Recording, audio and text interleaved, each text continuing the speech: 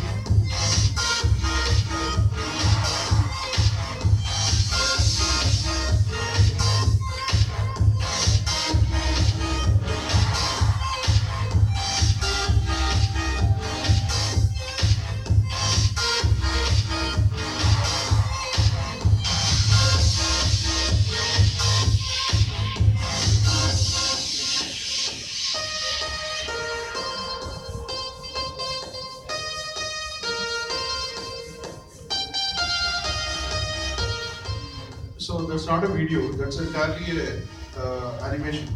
The balloons that you are seeing, that's not real. So this was created using Blender. And there is one last video created by the users of Blender. So these are the versions of Blender that have been there till now.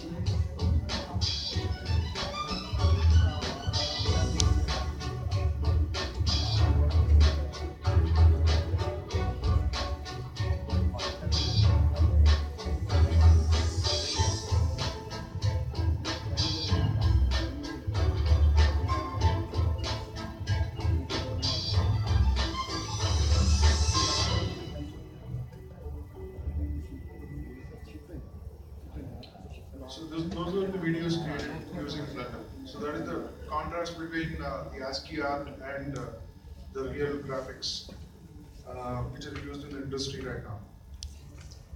Okay, so all that we have seen till now, all these videos, were created using pure free software, which means you'll get the source code of the entire program. So you have the entire source code of the Blender software, you have the source code of ASCII art program, and not only that, there are nearly 45,000 applications and programs for which the entire source code is available. You can download that, you can work with that, and you can collaborate with your friends, and you can also learn a lot with free software. So this is another slide I'm describing those 4 freedoms.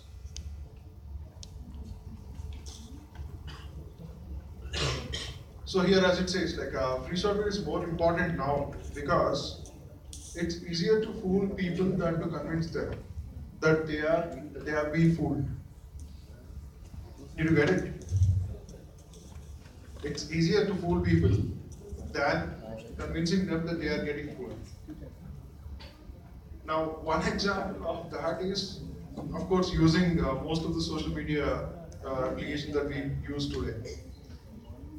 What is the biggest application that you use in your systems right now? I said, okay. I was expecting an answer called browser, but it was not even browser, it's Facebook directly. So even browser doesn't exist, it's just Facebook. And that is true. It's true, I mean, you can't escape from that, and all your friends are there, the whole activity is happening there. But something else is also happening behind that. And before we go into the details of Facebook, I think you all have Gmail, right? And you all use Gmail for your communication. Do you think Google reads all your emails? Yeah? Great. But what will it do with reading those emails? What's it doing?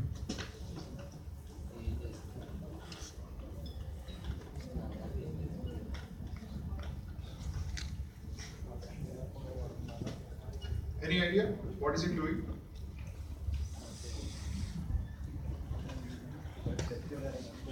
I'll show you what it is doing. So this is the chart of my emails, which I stopped using like 5 years back. So I have a Gmail account and I stopped using it. So this information is from, I think you can see the year somewhere here. Yeah, there you go. So it's 30th December 2014 to 31st March 2017. So nearly how many years?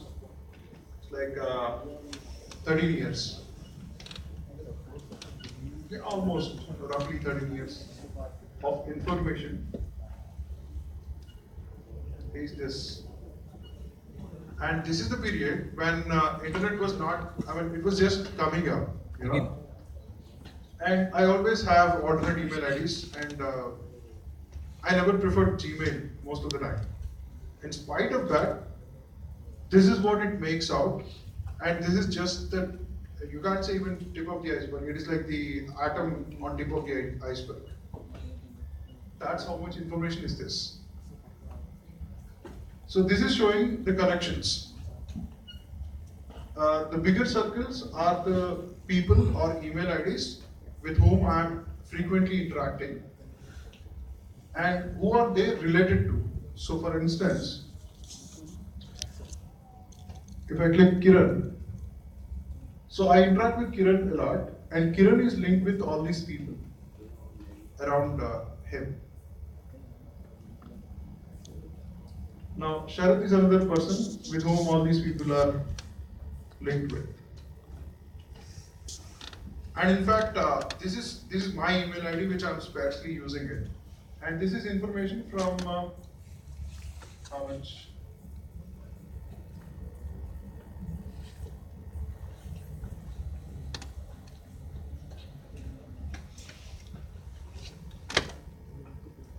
nearly 55,000 emails. It's like 1.3 here, yeah. So this information is from nearly 55,000 emails. It's not even complete emails, it's just 55,000 emails that are there. Now imagine the same thing that happens with your email ID. So as an experiment, you do it in your labs. When you go back, go to this link, and this is not harmful.